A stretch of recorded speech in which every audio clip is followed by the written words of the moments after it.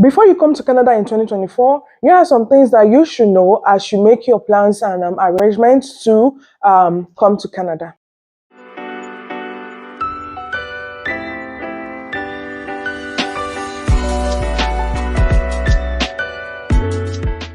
Hi guys, it's Million here. Welcome back to my channel. Guys, in today's video, I'm going to be talking about how to avoid homelessness here in Canada, especially for new immigrants. So there was a video that was trending recently about some refugees, okay, how they are staying outside, calling it a shelter. Here at the shelter in Mississauga, and all right, this is exactly the spot where a young man from Nigeria died last week Wednesday.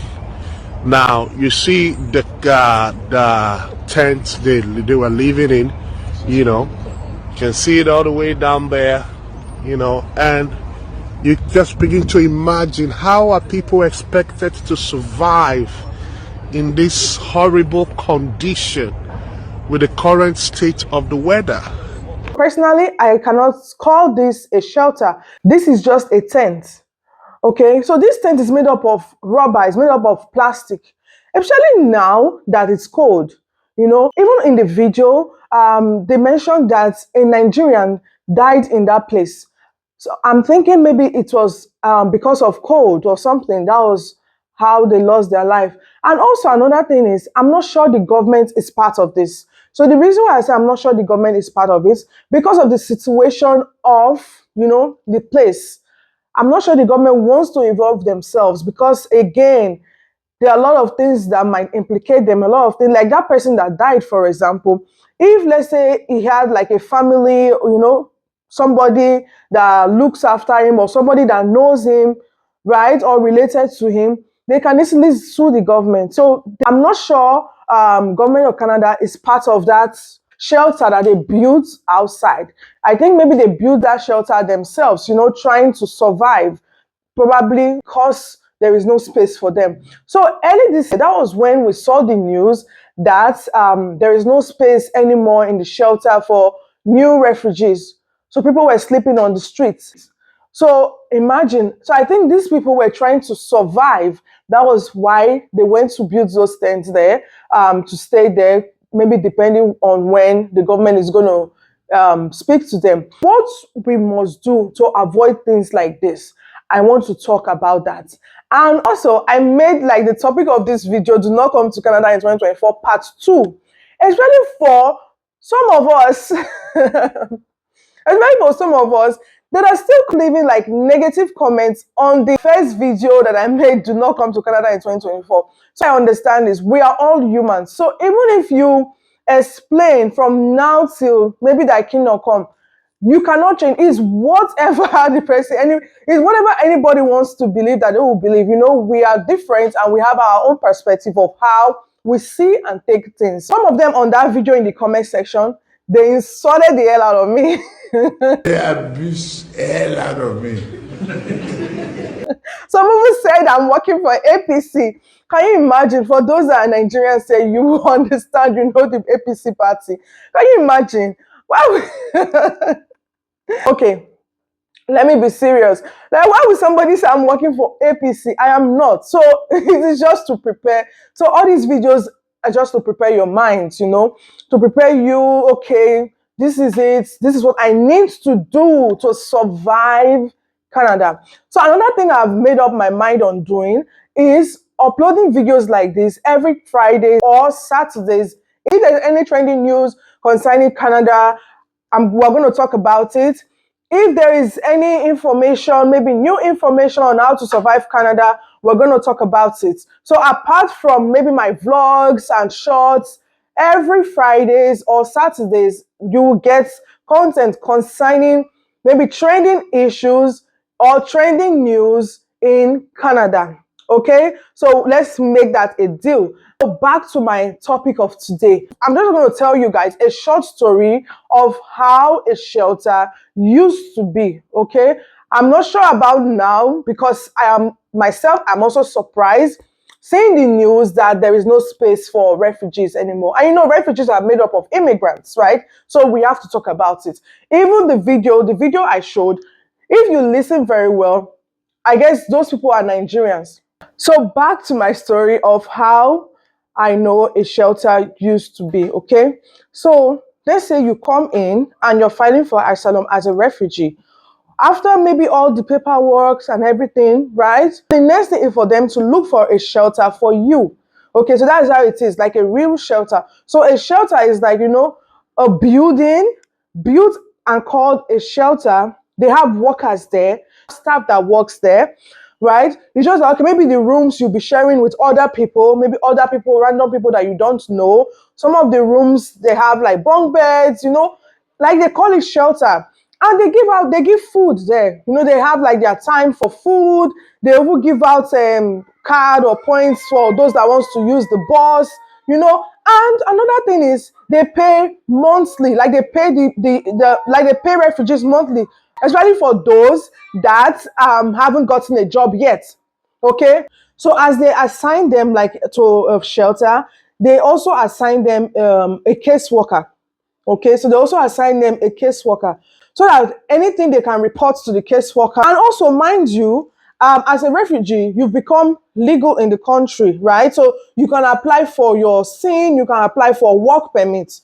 So most people, what they do when they are in the shelter, they start looking for a job, especially if you've gotten your SIN and your work permits. You start looking for a job and you start looking for a place to stay. So if before you get a job, you get a place to stay, you let your caseworker know, they will help you do like the arrangements and all of that. And they'll also assist you with rent. Let's say your first and last month of your rent, they will assist you with that as well. Okay, pending to when you get a job. But as soon as you get a job as a refugee, the government does not take care of you anymore, right? Because now you can fend for yourself, you have a job, you are good to go. At least, for that beginning time, they will just assist you until you get something doing. So that is how it works. And when you get a job, you can apply for an employment letter from your employer. With that employment letter, you can use it to go apply for health card, and that is like free health care for you. Because of what I am seeing,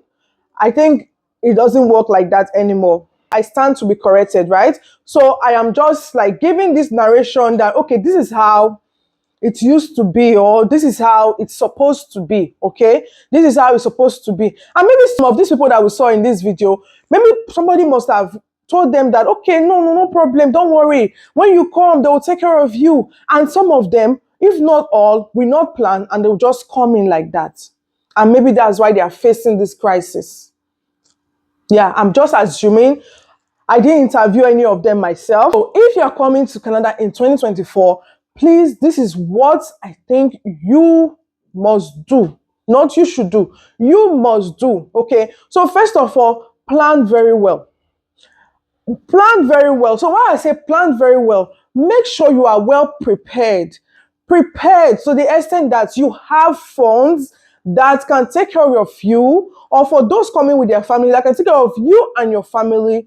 Let's say in a year. Okay, let me say, okay, a year is too much, right? Okay, let's say in the first 6 months, you have like extra funds that you know that, okay, before we settle in properly, we have something to fall back to until you settle in properly. So I'm not advising you to carry like huge amounts of cash, because know that if you're carrying up to $10,000, you have to declare it at the airport. So if you're carrying up to $10,000 coming into Canada, remember, declare it at the airport. If not, they see that there is a fine that you have to pay for that. So you don't have to carry cash, right? Everything now is online. Okay, so you can have your own bank account that is running for Nigerians. Let's say you have your Naira in your bank account, and when you get here, you can change it and change it to dollars, right? So you can change your money to dollars. You don't really have to carry cash. You can leave it in your bank account, and when you get to Canada, you change it to dollars, Canadian dollars. That is my number one advice. Please make sure you are well planned, you are well prepared, okay, to be able. So it does not matter the status you are coming in with. That's another thing. Whether you're coming in as a refugee, you are coming in as a work permit, you are coming in as a PRO, I will advise plan well, prepare yourself, okay? Just in case there isn't like a soft landing for you, you will be able to take care of yourself before you get settled properly. In one of the videos, the lady was asking them, so why do you guys choose shelter? Why do you guys choose shelter? Don't you have like family members that you can go to?